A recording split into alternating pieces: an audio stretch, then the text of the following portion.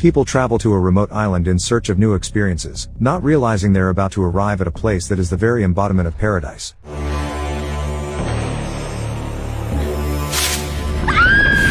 On an island, in the middle of the ocean, a young girl desperately calls out for Judith, trying to find anyone, just someone. But she's met with eerie silence, and instead of people, she finds an empty bottle on the beach. Picking it up, memories of past events flood back, the party, loud music, and everyone having fun. Looking around, the girl calls out for Judith again. 2 days earlier, in an unknown location, a girl sits surrounded by countless monitors. She's scrolling through the growing followers on the Smash Peak website, clearly searching for someone. At one point, a photo of a young girl and her account pops up on the screen. Meanwhile, in Barcelona, this girl arrives home, where her younger sister Gabby is waiting. Gabby suggests she talk to their mom, but Zoa refuses. Retreating to her room, she receives a message from an unknown sender, inviting her to an exclusive party. Back at the other location, the girl who found Zoa's account reports to her boss that she managed to complete the task, finding 100 people for the party, even though this time it was much harder. Smirking, the woman says they've raised the requirements for candidates and have become far more selective. Later, Zoa packs her things and meets up with her friend. Even though the agreement says she can't bring anyone, she decides to bend the rules and take her friend along to paradise. At the designated meeting spot, Judith and Zoa meet a guy named Aldo.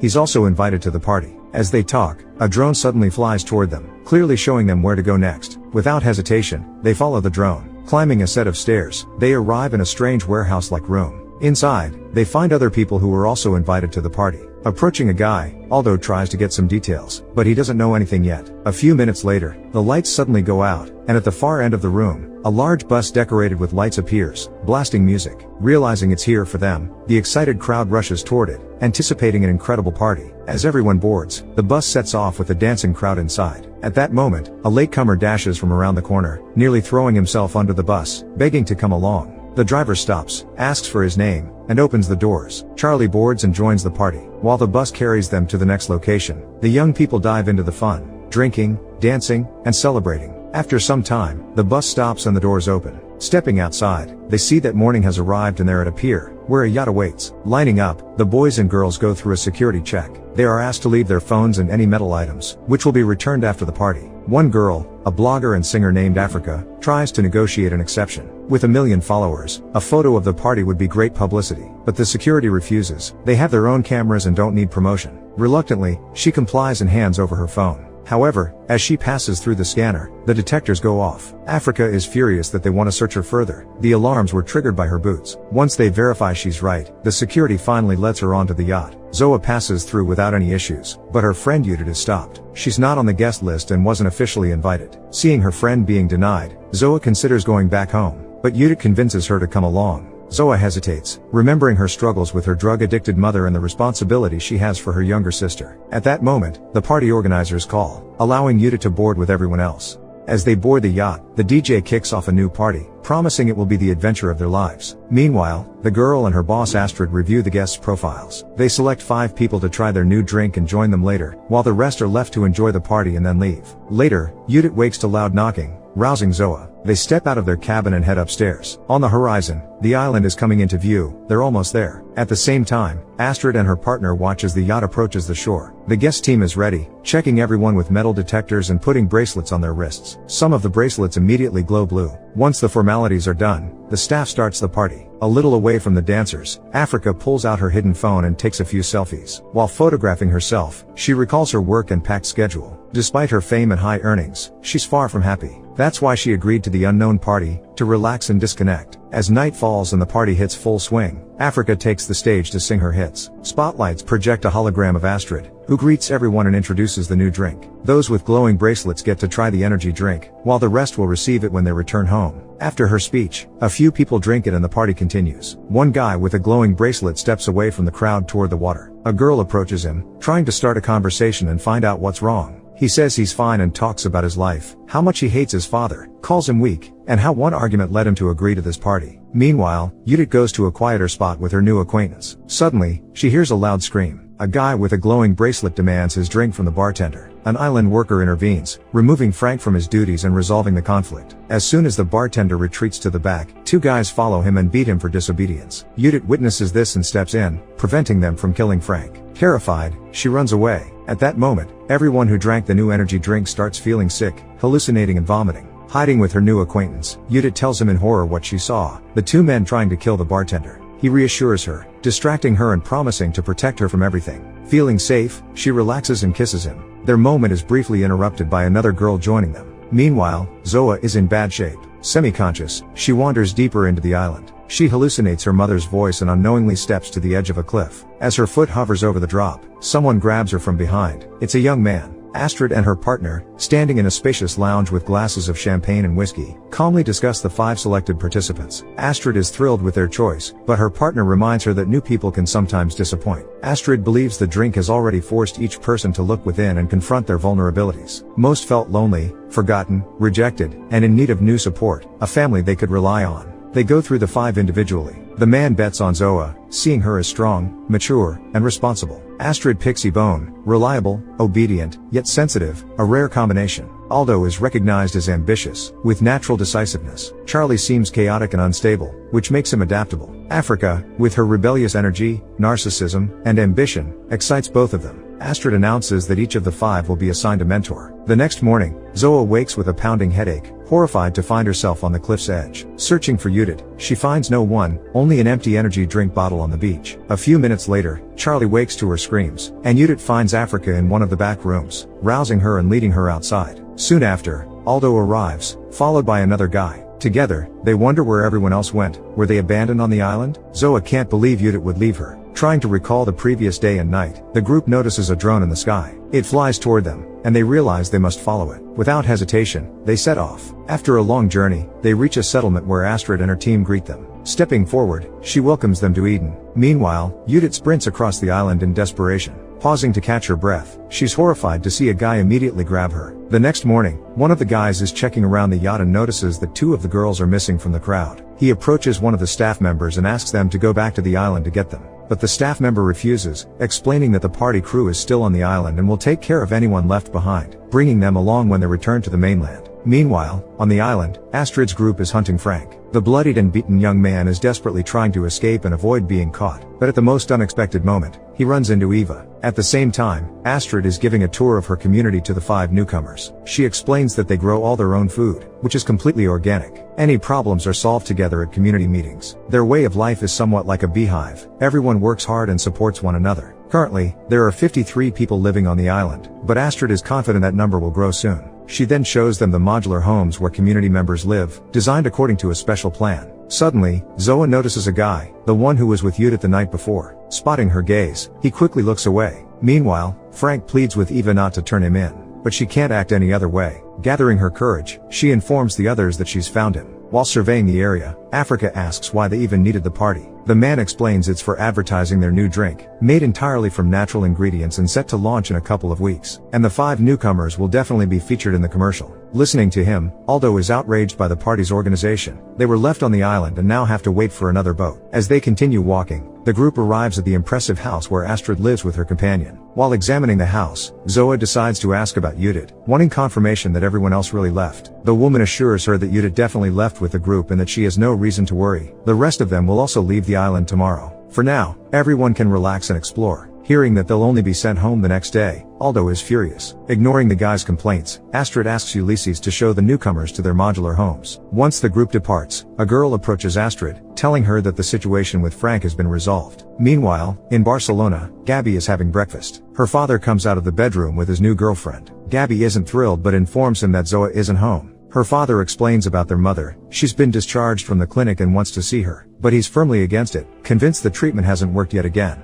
Once the man and his girlfriend leave, Gabby texts her sister, worried because she hasn't heard from her. Ulysses assigns each of the 5 newcomers to their modules. In their new homes, everyone meets their neighbors. Zoan encounters Nicholas and a gloomy, withdrawn Claudia. Sitting on the bed, she notices letters carved into the wooden frame, C+F. Seeing that Zoa noticed them, Claudia instantly recalls Frank and everything that happened with him that night. Entering his module, Charlie finds a compliment from Edom and immediately dives into the food. Meanwhile, Aldo talks with his neighbor, frustrated that he's being held on the island and unwilling to believe the community doesn't have their own boats to take them home. The girl advises him to calm down and behave, but he ignores her. At the same time, Africa is getting settled in her new place. At night, after everyone falls asleep, Aldo carefully sneaks out of his module and heads outside. But before he can take a few steps, a drone appears behind him. Scared, he decides to return to his module. The next morning, the five are gathered together again. They are given medical tests to check for infections and issued uniforms like the ones the community wears. Observing everything, Aldo refuses to be examined or wear the uniform. Reluctantly, Ulysses allows him to stay in his own clothes and explains that due to bad weather, the boat will only arrive the next day. Separating from the group,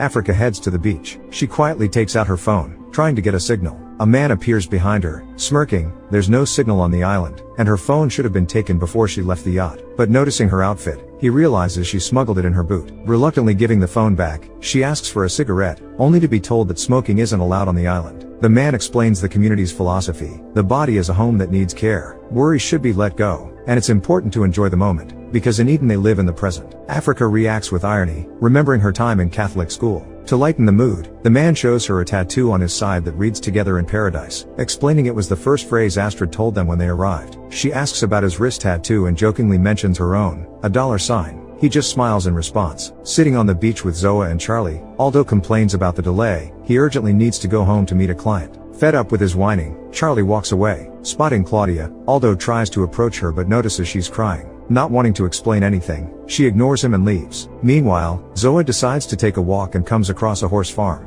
Getting closer, she sees two boys kissing. One of them is the guy who was with Judith at the party. She tries to ask him about her friend, but he responds rudely. Meanwhile, Eben is walking around the community when he suddenly hears a piano. Curious, he goes to check and finds a girl playing a sad, beautiful melody. After he compliments her, she invites him to play. Sitting at the piano, he starts hesitantly but then stops. He had always been pressured by his father when playing, and now he can't get past his mental block. The girl encourages him and offers help. He says nothing and leaves, but finally learns her name, Alma. Sitting near his module, Aldo notices a buggy arriving. Seizing the opportunity, he steals the vehicle to explore the island, but the security monitors immediately show where he's going. A girl notices the violation and reports it. A chase begins. He manages to evade one car but crashes into another, blocking the road completely. Stopping, he admits he just wanted to explore and asks how they found him so fast. The girl simply smiles. Looking at his bracelet, Aldo realizes it's a tracker. Meanwhile, Zoa is sitting by the ocean when Nicholas approaches. She shares her worries about her younger sister waiting at home.